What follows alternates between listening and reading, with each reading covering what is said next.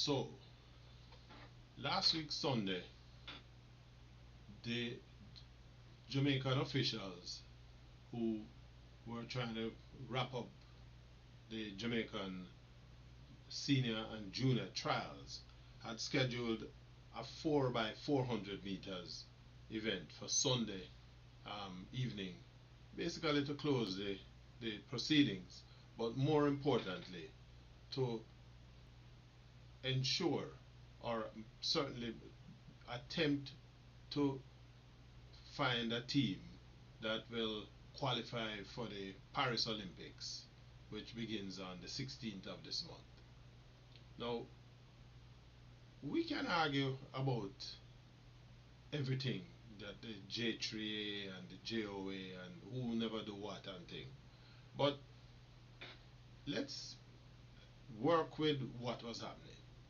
So they scheduled this runoff final trial, if you will, and the three athletes who would have qualified for the 400 flat and to make the Jamaica's team for the quarter mile event were nominated to be on the main team to try to qualify for the 4 by 400. Now I'm saying all of this because all the way who love track and field, right? That love for track and field was built on the backs of the efforts of our team that did us justice between 1948 at the London Olympics and 1952 at the Helsinki Olympics. For those who not remember, it was the quartet of McKinley, Roden, Lang and Wint who brought us that early glory, and those guys between them won our earliest medals at the Olympic Games. In 1948, it was Arthur Wint who basically brought us our first gold medal. McKinley finished second in the 400 meters, although he was the favorite. And in the 4 by 400, the team basically had to, the team didn't finish because Wint, who was running one of the legs, pulled a muscle and the team pulled out. But Wint had earlier won a silver medal as well in the 800 meters event. And so it is against this background that the team would have gone to the Olympics in 1952, where they would have struck gold. And just for bring the thing into perspective, gonna play this little clip here for that purpose.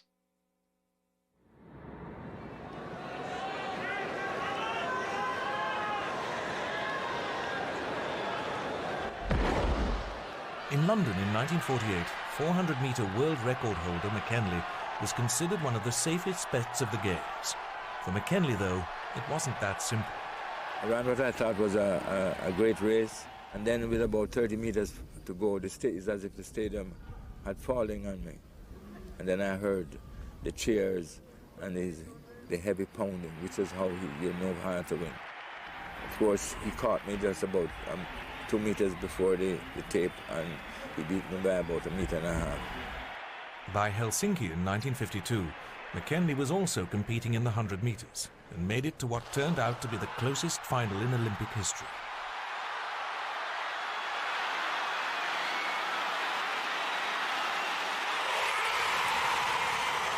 The American Lindy Remigino thought he had lost to McKinley and went over to congratulate the Jamaican. But the photo finish showed otherwise, and McKinley, once again, had to be content with silver. The 400 meters followed 4 days later. The field included Jamaica's Arthur Wint, McKinley, and the favorite and world record holder, George Roden. This time, McKinley preserved his speed for the finish. He passed Wint and started to close in on Roden in the final straight. Again, there was a photo finish, and I lost the judgment. But there was no doubt that Roden had actually beaten me in this, although both of us had the same time. McKenley's final opportunity for gold came in the 4x400 team relay, where the Jamaicans faced the mighty Americans. Coming into McKenley's leg, the Americans were 4 meters ahead, but McKenley ran like a man inspired. At the changeover, he actually put Jamaica fractionally ahead. In spite of a brilliant run by America's Mal Whitfield, George Roden held off the challenge. The Jamaicans broke the world record, and at long last, Herb McKenley had won his gold medal.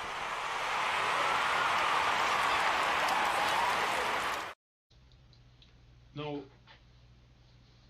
I play that tape just to set a background. These are the guys who ran under the Commonwealth flag, if you will, because they weren't running under Jamaican flag. They were running under the Commonwealth flag. And so at Helsinki, they brought home that 4x400 meters glory. It's important that we keep this in mind because this is a legacy. And so over the years, Jamaica has, on different occasions attempted to defend that legacy. It would take us until 1988 before Jamaica would have seen another medal at a 4x400 meters event. And this was with the Bertland Cameron led quartet. 1988 in Seoul, we would have won bronze in 1996 in the United States, and silver in Australia, 2000, silver again in Rio in 2016, and they won silver at the most recent Olympics in Tokyo 2021. Now, I make this argument because there is a legacy that is implicit here. All of us who are track and field fans, all of us, myself and legions of Jamaicans everywhere around the world, we are track and field fans because in 1948 and 1952, these four men, George Roden,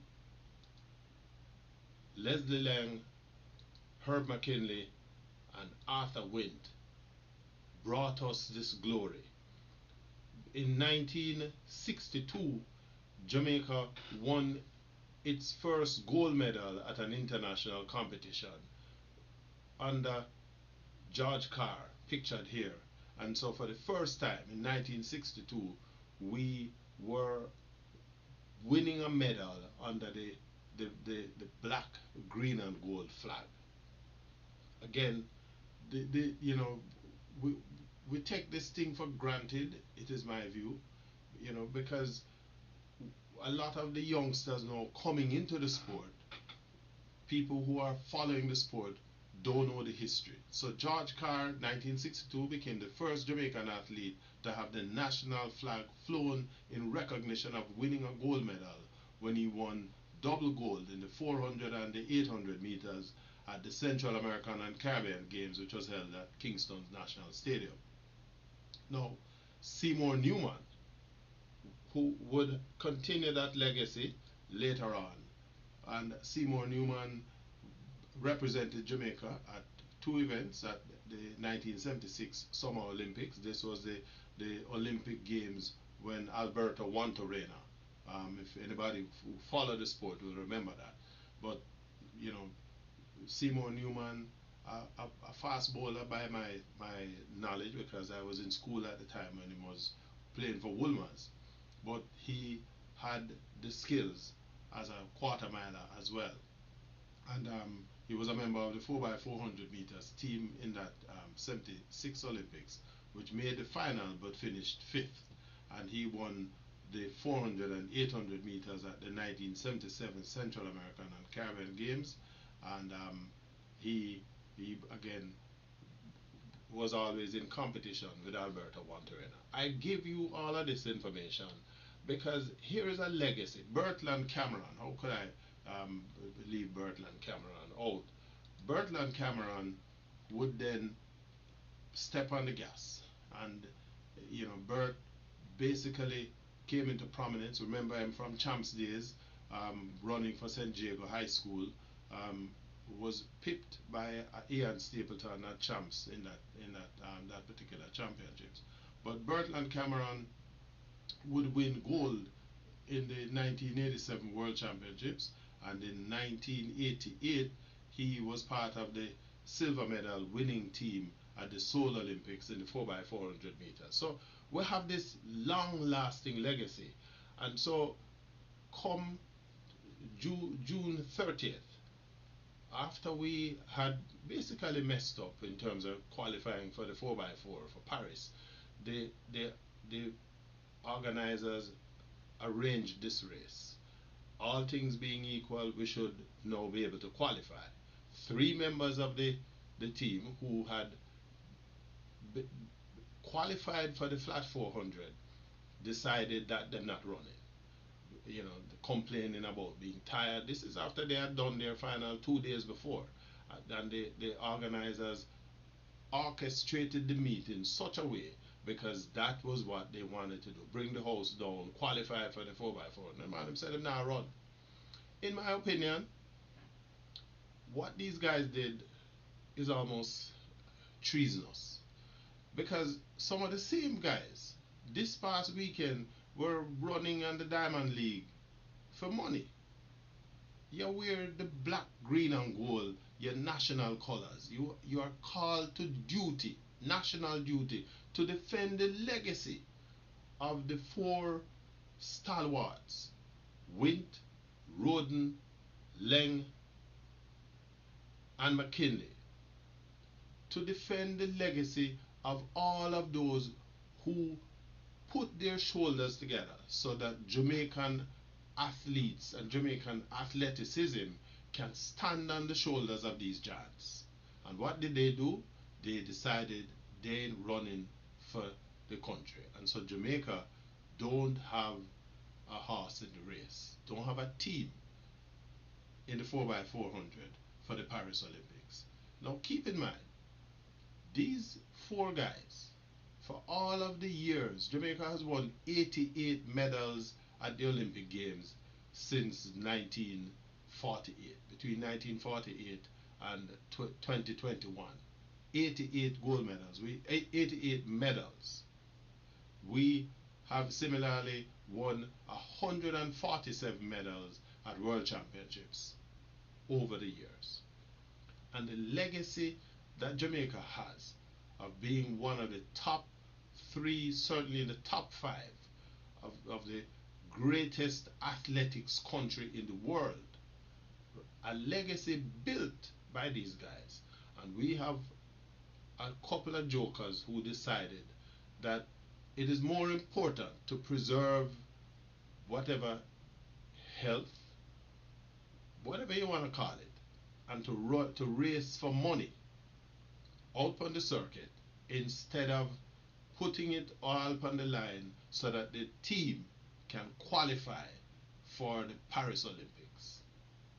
Me believe that that is disgraceful, treasonous, absolutely disgraceful, and an embarrassment. It is a disrespect to the memory of these guys who have put everything down on the line.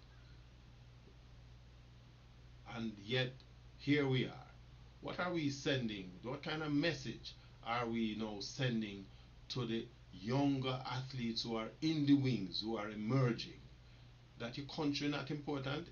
It is almost as a similar situation to the young fellow Bailey, who basically tell people he don't need to play for Jamaica. And that is film choice. But here you are. This is the one thing that has really given you that passageway, that you can now wear the national colors. And this is what we have done. And I believe that, you know, it is an embarrassment. It is almost treasonous, that kind of behavior. And I want to hear what you guys out there think. Give me your feedback in the comment section. And if you like the video, I'm going to ask you to hit the like button and share. If you have not yet subscribed to the channel, I ask you to take the time out and subscribe. because if you like this kind of commentary, this is what I plan on doing as we head into the Olympics and we give our coverage right here on Yard Media. So again, let me get your feedback.